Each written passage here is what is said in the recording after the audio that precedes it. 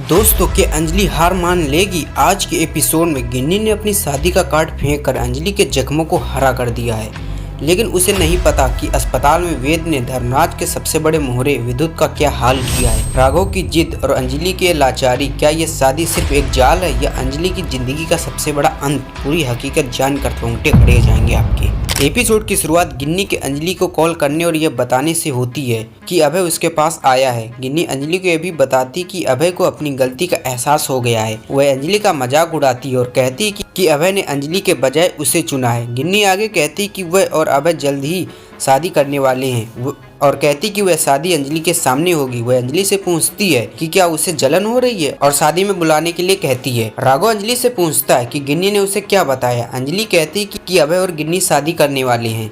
राघव जवाब देता है कि ऐसा नहीं होगा। अंजलि पूछती है कि उसका क्या मतलब है। राघव कहता है कि गिन्नी को शादी के दिन अरेस्ट कर लिया जाएगा और हाथ जोड़कर अंजलि से अभय से शादी करने की रिक्वेस्ट करता है। अंजलि मना कर देती है और कहती है कि गिन्नी अभय से प्यार करती है। राघव उसे याद दिलाता है कि अभय उससे प्यार करता है।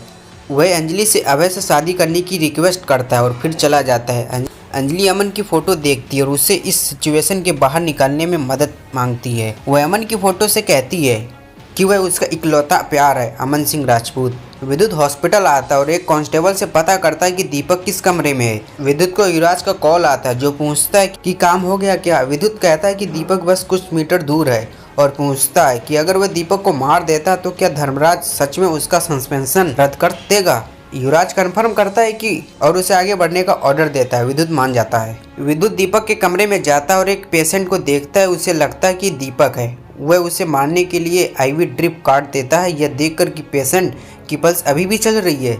विद्युत गोली चलाने के लिए अपनी गन निकालता है। अचानक वेद अपना भेष बदल लेता है और विद्युत पर हमला कर लेता है। पंकज विद्युत पर गन तानता है और उसे पुलिस कस्टडी में लेता है और फिर विद्युत को जेल ले जाता है। अंजलि वेद को कॉल करती है और पूछती है कि क्या हुआ। वेद बताता है कि विद्युत दीपक को मारने आया था, इसलिए उसने दीपक को दूसरे कमरे में ले जाकर उसकी जगह ले ली। वह आगे कहता है कि पंकज ने विद्युत को अरेस्ट कर लिया है। अंजलि वेद को थैंक यू बोलती है और वेद उसे भरोसा दिलाता है कि वह हमेशा उसके लिए खड़ा रहेगा। वेद देखता है कि विद्युत का फ़ोन बज रहा और उठाता है। युवराज को लगता है कि विद्युत का फ़ोन है और पूछता है कि क्या दीपक मारा गया है। वेद जवाब देता है नहीं, यह जानकर कि यह वेद का फ़ोन है। युवराज इसे छिपाने की कोशिश करता है। वेद उसे रोकता है, कहता है कि इसकी कोई ज़रूरत नहीं है क्योंकि उसने पहले ही कॉल रिकॉर्ड कर ली है। वह युवराज को वार्निंग देता है कि वह अगला टारगेट होगा और फिर कॉल काट देता है। राघव अभय को फ़ोन करता है और पूछता है कि क्या वह गिन्नी के कमरे में घुसा है। अभय हाँ कहता है। राघव उससे गिन्नी के खिलाफ किसी भी सबूत के लिए कमरे की तलाशी लेने के लिए कहता है। अभय मान जाता है। गिन्नी अंदर आती है और अभय से पूछती है कि वह मेरे कमरे में क्या कर रहा है। अभय कहता है कि वह बस यहाँ से गुजर रहा था। वह पूछता है कि क्या उसे यह याद है कि उन्होंने पहली रात यहाँ बिताई थी। गिन्नी याद करके हाँ कहती और यह भी बताती कि उस रात वह अकेली थी क्योंकि उसने रिजेक्ट कर दिया था। अभय माफ़ी मांगता है। अभय को एक कॉल आता है। गिन्नी पूछती है कि कौन है और अभय कहता है कि कोई नहीं है। वह पूछती है कि क्या वह उसे धोखा दे रहा है, लेकिन अभय मना कर देता है। फिर वह चला जाता है।